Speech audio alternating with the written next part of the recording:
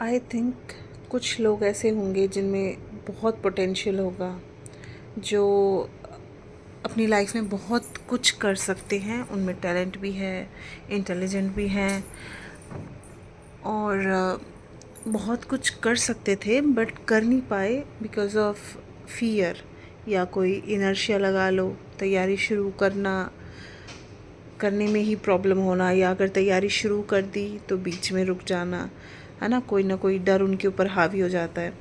तो आपको कुछ ये जो छोटी छोटी चीज़ें हैं, ये हमें कहीं ना कहीं हमारी ना बचपन से शुरू होती है। ये हमें चाइल्डहुड से हमारी जो अपब्रिंगिंग है, ये हमें इस तरह से शेप करती है कि डिस्पाइट बीइंग सो टैलेंटेड हम आज तक कुछ नहीं कर पाए। फॉर एग्ज़ाम्पल मैं आपको बताती हूँ कि मैंने नीट की प्रिपरेशन की, मैंने नेट की प्रिपरेशन की, इंग्लिश लिटरेचर के लिए नेट की प्रिपरेशन की।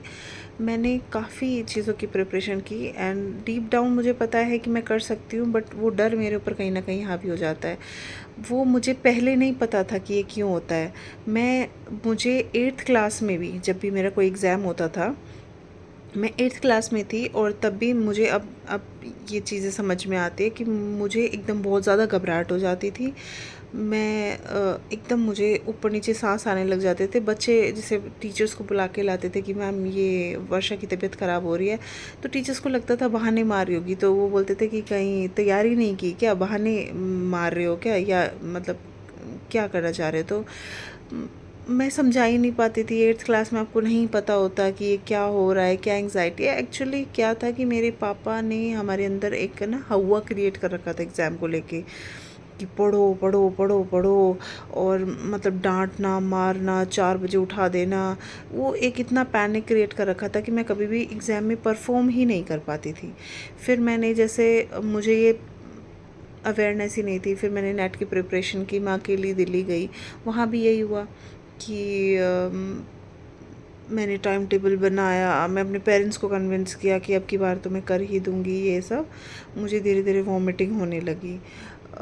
मेरी तबीयत ख़राब रहती थी और वो तबीयत भी मुझे समझ ही नहीं आता था। बस ऐसा मन करता था कि ना मैं बेड पे पड़ी रहूँ, उठूँ ना, बुक देखने का ही मन नहीं करता था।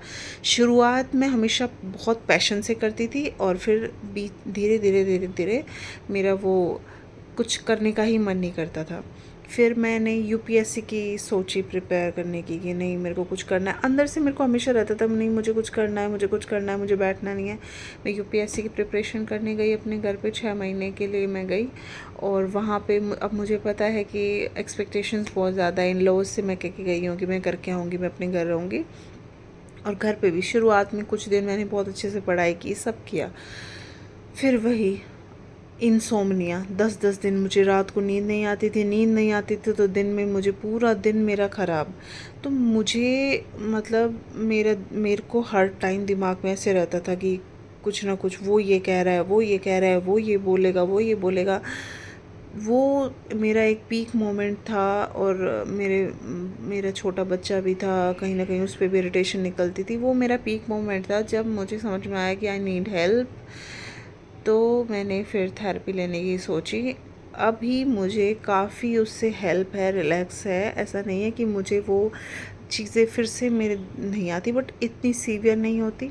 क्या है ना, आपको इन चीज़ों से आपके रिलेशनशिप्स ख़राब होते हैं, आप लाइफ में बहुत कुछ करना चाहते हो, आप कर नहीं पाते हो, हमें ये पता नहीं होता है। तो अब मुझे क्या है कि मैं अगर डेली जैसे एक्सरसाइज करती हूँ, डेली मेडिटेशन करती हूँ, हमिंग ब्रीदिंग करती हूँ, तो अब अगर मुझे थोड़ा बहुत कुछ चीज़ अफेक्ट भी करती है, मुझे कंट्रोल कर पाती हूँ, इतना मैं अब रिएक्ट नहीं करती हूँ। तो मेरी थेरेपी ने जो लाइफ में चेंज लाया है, और जो लोग हैं जो इस चीज़ से सफ़र कर रहे हैं और उन्हें नहीं पता, तो प्लीज़ प्लीज़ आप